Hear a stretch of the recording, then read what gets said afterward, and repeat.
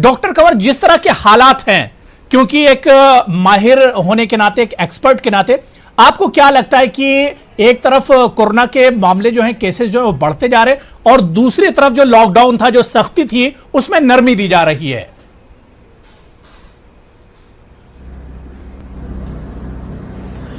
देखिए, I am not a political person, तो मैं बिल्कुल साइंटिफिक बात ही करूंगा जी। जब लॉकडाउन हुआ तो मैं सोचता हूं कि बहुत ही अच्छा स्टेप था। अगर ना किया जाता तो हमारी तादाद केसेस की बहुत ज्यादा बढ़ती, कई गुना ज्यादा होती, और हमारी डेथ फिगर्स जो आपको 5,500 के करीब नजर आ रही है, ये बहुत ज्यादा होती, हो सकता है लाख तक पहुंच चुकी होती। सो वो बहुत ही टेक्निकल वॉर थी, एक तरीके से टेक्निकल स्टेप था, बहुत जरूरी था। इस तरीके से हम इसको सोशल वैक्सीन भी कहते हैं। अब ये देखिए कि जब से एंटीबॉडी टेस्ट शुरू हुए हैं दुनिया भर में, तो हमें यह पता चल गया कि जो केस फर्टेलिटी रेट है, जो हम कहते हैं कि 6% है, दुनिया में 7% है, 5% है, और हिंदुस्तान में 3% के करीब था, अब 2.8% है। जब इन्फेक्शन सारा पता चला कि एंटीबॉडी टेस्टिंग से कि जो लोग इन्फेक्टेड, जो लोग सिम्टोमेटिक नहीं भी हैं, अच्छे भले चल फिर रहे हैं, उनको कहते हैं जी हल्के फुल्के कोई खांसी हुई, किसी को वो भी नहीं हुआ, अगर उनको भी जब काउंट किया गया एंटीबॉडी टेस्ट करके और आईजीजी देखा गया या आईजीएम देखा गया, उसमें ज्यादा थी, तो पता चला कि हमारा जो इन्फेक्शन फर्टेलिटी रेट है इंडिया में, वो तकरीबन 0.5% है, जबकि यूएसए में भी तकरीबन इट्स समथिंग लाइक 3%, 2.8% के करीब है। तो जब इतना कम है तो एक तो दुनिया को राहत मिली कि भाई जितना हम डरते थे उतना डरने की जरूरत नहीं है। दूसरा यह है कि इकोनॉमिक रीजन की वजह से आपको लॉकडाउन तो खोलना ही था, there was no way out. लेकिन इससे एक फायदा और हो गया कि इस दौरान 2-3 महीने में लोगों को समझ पड़ गई कि जो 3 बड़े मेजर स्टेप होते हैं कि आपने मास्क यूज करना है, सैनिटाइज करना है हाथों को, और डिस्टेंस बना के रखना है हर वक्त, ये चीजें दिमाग में ऐसी चली गई हैं कि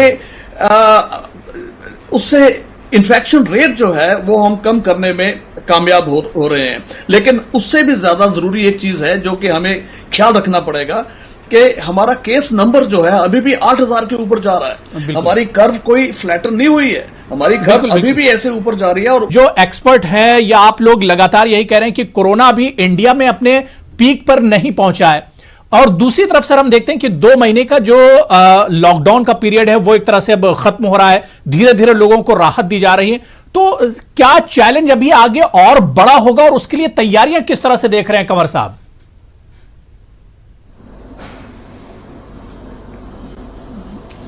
इसके 2 पहलू हैं जी। एक तो ये कि हमारे जो नए केसेस आ रहे हैं वो अभी भी पर डे 8,000 से ऊपर हैं, जैसे मैं पहले बता रहा था जी। दुनिया में हम 4थे नंबर पे हैं, इस हिसाब से यह कोई अच्छी बात नहीं है।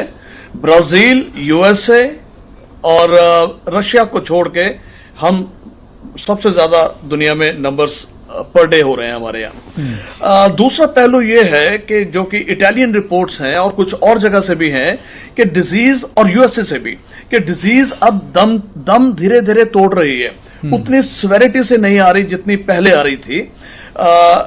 हालांकि यूएसए में कोई हर्ड इम्यूनिटी तो होने गई, इटली में भी कोई सारी हर्ड इम्यूनिटी तो होने गई, लेकिन फिर भी डिजीज की सिवियरिटी, इंटेंसिटी कम हो गई है। ये देखते हुए और जो एंटीबॉडी टेस्टिंग से पता चला कि इन्फेक्शन फर्टेलिटी रेट तकरीबन हिंदुस्तान में 0.5% है, तो इट इज वेरी इनकरेजिंग। सो इस वजह से अब छूट दे गई है, ढील दी गई है ताकि इकोनॉमी को उठाया जाए। लेकिन हमें मालूम है कि जब तक नंबर्स कम नहीं हो जाते तब तक हमें चैन से नहीं बैठना चाहिए।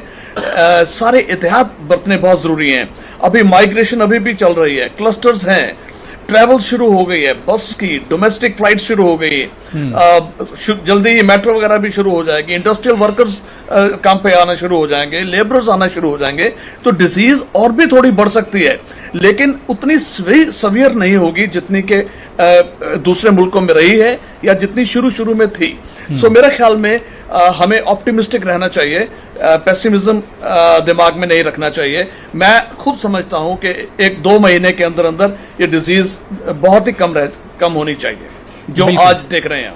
बिल्कुल नहीं, यही उम्मीद कर रहे हैं कि जिस तरह से ये जंग हम लोग अब कोरोना के साथ लड़ रहे हैं, इसमें अब हम लोगों को एक कामयाबी मिलनी चाहिए आने वाले दिनों में बहुत जल्दी, क्योंकि हालात लगातार बिगड़ते जा रहे हैं।